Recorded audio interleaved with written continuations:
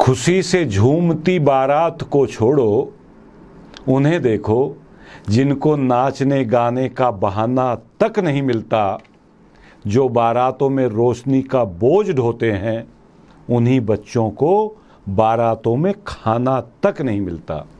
नमस्कार, आप देख रहे हैं अपना पसंदीदा चैनल चेतना मंच, और ये है चेतना मंच का सबसे प्रिय सेगमेंट, सबसे लोकप्रिय सेगमेंट मंथन। आज हम मंथन में बात करेंगे एक और समस्या पर, एक और मुद्दे पर, और मुद्दा ये कि भारत में गरीबी कितनी है। आप सब जानते हैं कि गरीबी को मानवता का सबसे बड़ा अभिशाप कहा गया है। हमारे ऋषियों ने, हमारे महर्षियों ने, हमारे तमाम नेताओं ने, वैज्ञानिकों ने, शिक्षकों ने बार बार कहा है कि दुनिया का सबसे बड़ा अभिशाप है गरीबी। और भारत जैसा देश, जिसका इतिहास विश्व गुरु का इतिहास रहा है, जिसको केवल कहने के लिए नहीं, सचमुच में जो सोने की चिड़िया थी, जहां एक भी गरीब नहीं था, जहां एक भी भिखारी नहीं होता था, आज उस देश की क्या स्थिति है, मैं कुछ आंकड़ों में आपके सामने रखना चाहता हूं। आंकड़े हैं विश्व बैंक के। विश्व बैंक कहता है कि संपूर्ण गरीब आबादी का तीसरा हिस्सा, यानी वर्ल्ड की टोटल पॉपुलेशन का 1/3 भारत में है। दुनिया में जितने गरीब हैं, उनका तिहाई भाग अकेले भारत में है। यह स्थिति है। और भारत सरकार तथा नीति आयोग कहता है कि भारत में 68.7% लोग गरीब हैं। वहीं All India Debt and Investment Survey का आंकड़ा है, जो हाल ही में प्रकाशित हुआ है, वह कहता है कि देश के 10%, 10% पीपल ऑफ इंडिया के पास देश की टोटल जो प्रॉपर्टी है, देश का जो टोटल धन है, उसका आधे से अधिक हिस्सा देश के केवल 10% उद्योगपतियों और पूंजीपतियों के पास है, जिनको मैं धनपति कहता हूं। ये हैं आंकड़े। आंकड़े यह भी हैं कि रंगराजन आयोग की रिपोर्ट के बाद, गरीबी नापने का एक नया फार्मूला रंगराजन आयोग ने दिया, उसके बाद भी हमारे देश में 80 करोड़ लोग गरीब हैं। 80 करोड़। 80 करोड़ तो भारत सरकार ने बाकायदा माना है, क्योंकि कोरोना जैसी भयानक महामारी जब आई, तब 2019 से और अब तक भारत की सरकार कह रही है कि हम देश के 80 करोड़ गरीबों को मुफ्त में राशन दे रहे हैं। अब इस पे तो कोई डिबेट हो नहीं सकती, इस पे कोई विवाद नहीं है। जब हमारी सरकार ने मान लिया कि हमारे देश में 80 करोड़ लोग गरीब हैं। अब 80 करोड़ लोगों में से यदि हम प्रदेश वाइज चर्चा करें, तो बिहार प्रदेश की टोटल आबादी में से 51.91%, यानी 51.91% लोग गरीब हैं। झारखंड में 42.16%, मध्य प्रदेश में 37.79%, मेघालय में 32.67% लोग गरीब हैं। ये लंबी फहरिस्त है। तो हो क्या रहा है? हमें आजाद हुए 75 वर्ष हो गए हैं। माना कि जब हम गुलाम थे, अंग्रेज हम पर शासन कर रहा था, तब हमारी गरीबी का कारण समझ में आता है कि अंग्रेज ने हमारा अधिकतर धन लूटा और वो अपने देश में ले गए। राज करते हुए भी वो ज्यादातर धन को लूटते थे और अपने देश में ले जाते थे। और किन के माध्यम से लूटते थे? उनके पास एक मशीनरी थी, वो थी सरकारी मशीनरी। सरकारी मशीनरी मायने उनका एडमिनिस्ट्रेटिव सिस्टम, उनका प्रशासनिक ढांचा। अरे भाई, अब तो 75 वर्ष हो गए। 75 वर्ष बाद भी हम क्यों इतने गरीब हैं?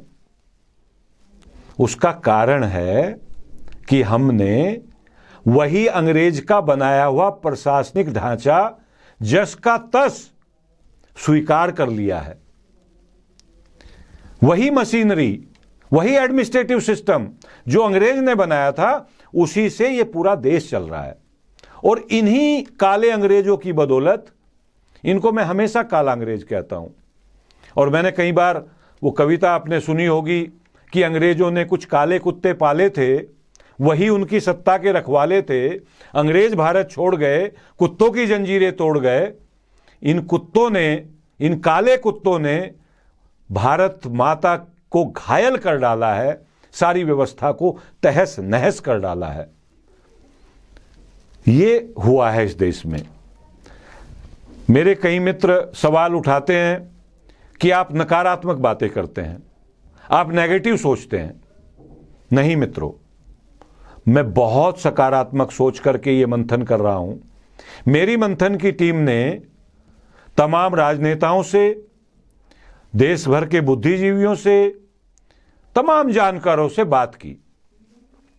उसका जो नतीजा निकला है वो ये है कि हमारी इस दुर्गति के लिए, इतनी भयानक गरीबी के लिए, गरीबी की आप कल्पना कर सकते हैं कितना कष्ट होता होगा गरीबी में? अरे 2 जून की रोटी नहीं खा सकता जो आदमी, 2 वक्त का भोजन नहीं आराम से खा पा रहा है, उसके ऊपर, उसके सिर के ऊपर पक्की छत नहीं है। यहीं राष्ट्रीय राजधानी क्षेत्र में, जहां देश का 99% मीडिया बैठा हुआ है, तमाम मीडिया हाउस के बड़े बड़े चैनल जहां से संचालित होते हैं, उस जगह का नाम है नोएडा फिल्म सिटी।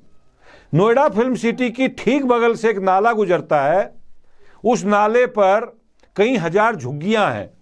उन झुग्गियों में जो गरीबी की दुर्दशा आप देखना और समझना चाहते हैं तो आ जाइए।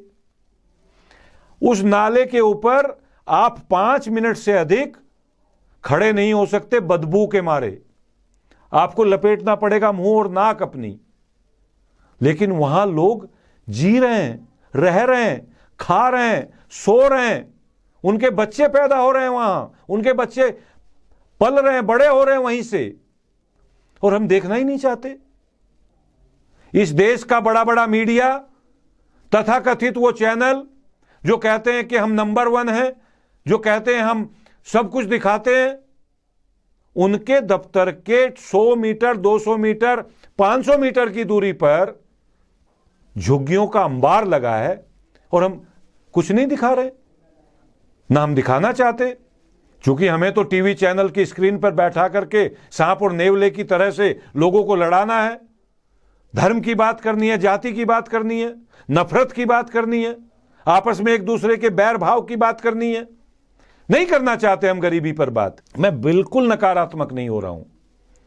तो मेरा कहने का अर्थ यह है कि हमारी जितनी सारी समस्याएं हैं, गरीबी, भूखमरी, बेरोजगारी, अशिक्षा, पीने के पानी की कमी है, पर्यावरण, इस सब के लिए यदि कोई ठीक जिम्मेदार है, राज सत्ताएं चलाने वाली राजनीतिक पार्टियों की बात अपनी जगह, लेकिन सही मायने में यदि कोई जिम्मेदार है तो वो है भारत की प्रशासनिक व्यवस्था। अब इसको ठीक कैसे करें? तो मेरा लगातार सुझाव है भारत सरकार से भी, आप सब लोगों से भी, इस प्रशासनिक व्यवस्था को हमें बदलना पड़ेगा। भारत की समस्याओं को जानने समझने वाली, उसको हल करने की क्षमता रखने वाली एक भारतीय प्रशासनिक व्यवस्था लानी पड़ेगी। उसके लिए आवश्यक है कि जैसे हमने अपना संविधान बनाने के लिए एक संविधान आयोग बनाया था, उस संविधान की चर्चा करने के लिए एक व्यवस्था बनाई थी, संविधान को बनाने के लिए एक पूरा सिस्टम बनाया था, वैसे ही हम एक आयोग बनाए। उस आयोग में देश के तमाम बुद्धिजीवी, देश की समस्याओं को जानने वाले तमाम लोग, राजनीतिक दलों के नुमाइंदे, पत्रकार, अध्यापक, तमाम लोग के प्रतिनिधि रहें। वो 2-3 महीने रात दिन बैठ के करें और एक भारतीय प्रशासनिक व्यवस्था खड़ी हो जो इस देश की समस्याओं को ठीक ठीक जानती हो, उसका ठीक ठीक हल सुझा सकती हो, उस पर काम कर सकती हो। यह है समाधान। चेतना मंच ने हमेशा प्रयास किया है कि वो समस्या को यदि उठाता है तो समाधान भी बताता है। इसी प्रकार देश के कुछ और मुद्दों पर, कुछ और समस्याओं पर, दुनिया के कुछ और मामलों पर आपसे बात करते रहेंगे, मंथन करते रहेंगे। आज बस इतना ही। आप अपना और अपनों का ध्यान रखिएगा, आनंद में रहिएगा, खुश रहिएगा। जय हिंद, जय भारत, नमस्कार।